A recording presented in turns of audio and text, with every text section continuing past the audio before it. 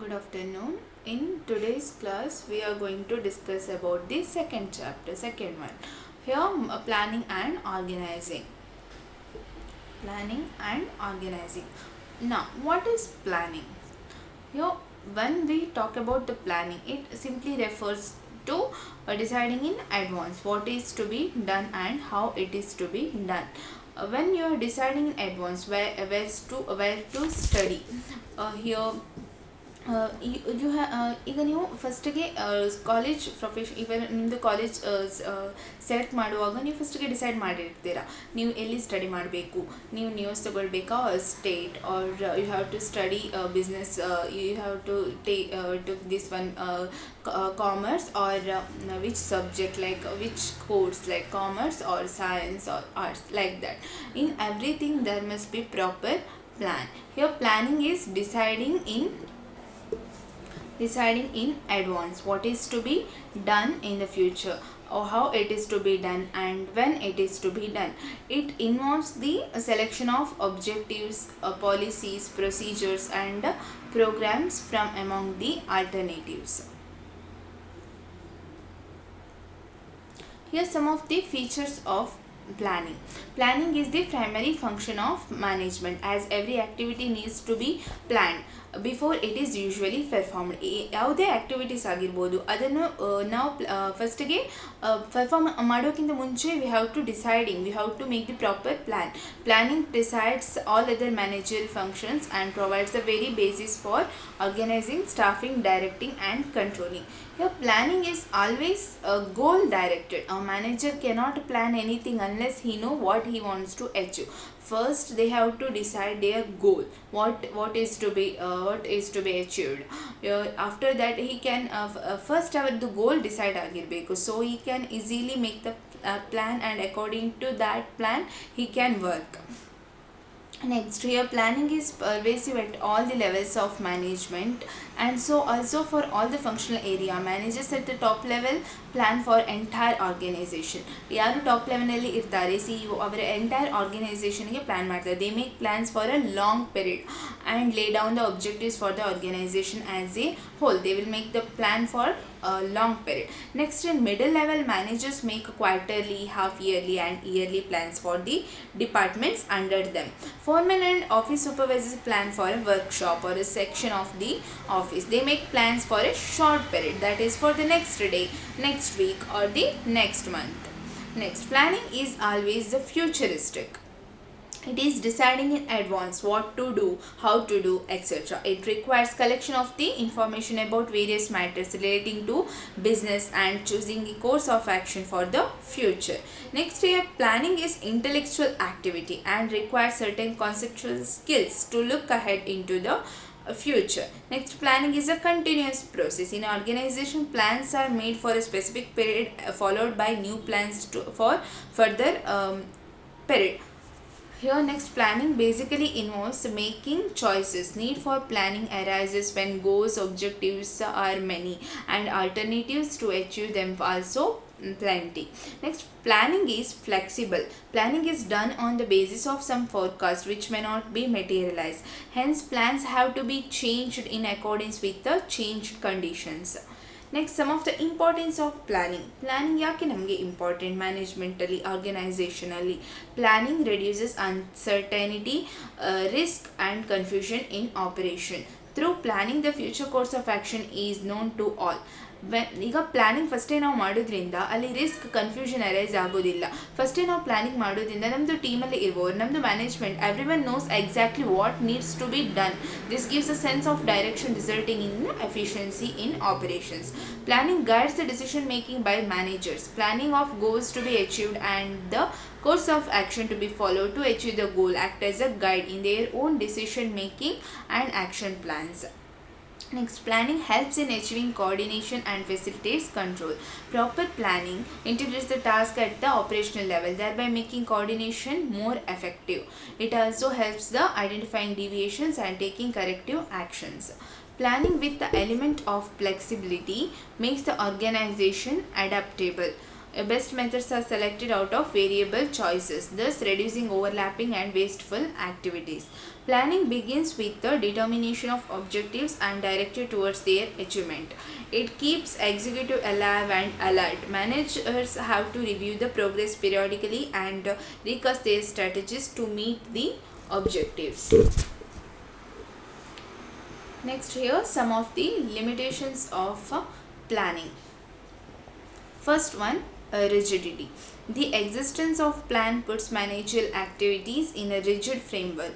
Changes are not acceptable. ಇಲ್ಲಿ changes ಒಮ್ಮೆ plan ಮಾಡಿದರೆ ಅದನ್ನು ಎಂಪ್ಲಾಯೀಸ್ ಅವರು accept ಮಾಡೋದಿಲ್ಲ. This attitude makes employees and managers inflexible in their operations. Sudden ಎಂತಾದರೂ ಚೇಂಜಸ್ ಆದರೆ ಅದನ್ನು ಎಂಪ್ಲಾಯೀಸ್ ಅಷ್ಟಾಗಿ accept ಮಾಡ್ಕೊಳ್ಳೋದಿಲ್ಲ. Probabilistic. Plans are based on forecasts, so they do not reflect reality. Predictions may not be correct.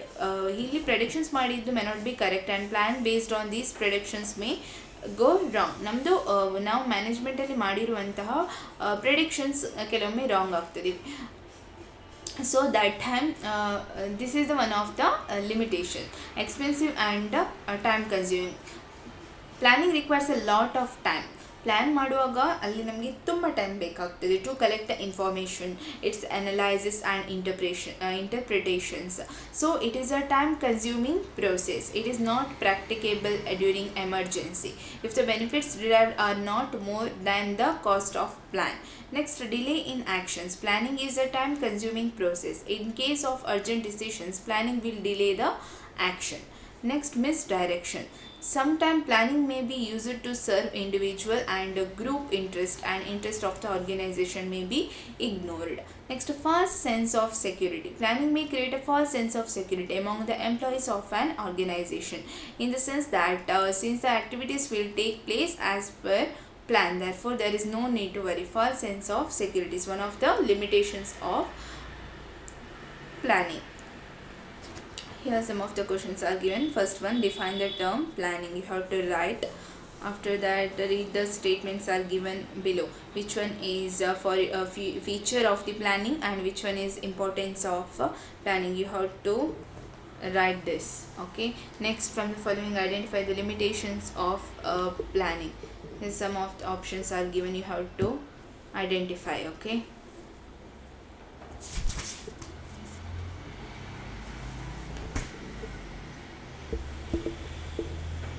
Next concept is the planning process. This process you have to write step by step according to first one, it's the establishment of objectives. All of us know that every organization has some goals. What I said that time, ಯಾವಾಗ plan ಮಾಡುವಾಗ we must ನಮ್ಮ ಹತ್ರ ಒಂದು ಗೋಲ್ ಇರಬೇಕು, ಯಾವುದನ್ನು ನಾವು achieve ಮಾಡಬೇಕು. ಅದು planning actually starts with defining these goals in more concrete, clear and ambitious terms. This enables the management in gaining clarity on what they have to achieve and then plan all the activities accordingly. Here, hence, establishing organization objectives is a prerequisite for good and meaningful planning. After that, making assumptions about external and internal conditions. Making assumptions about the future environment of business is the second step here in planning. Here, some of these assumptions about the future environment of the here planning premises. It may be assumed that there will not be any change in tax laws and there will be sufficient funds available to meet its financial departments. These assumptions about the future environment of the business are known as planning premises. These premises may be external or internal. Here, external planning premises relates to the conditions of outside the business. Internal planning premises relate to conditions prevailing within the organization. Here, external planning premises include assumptions about the market demand and nature of competitions, availability of resources and changing in technology. And internal planning premises relates to the conditions within an organizations. These conditions include cost, methods and techniques of production, employees, type of machinery and equipment. Next, development of alternative course of action. The next step in planning is to identify the alternative course of action to achieve the objectives. For example, to achieve the objective of increasing the profits of a business unit, here some of the alternatives can be used.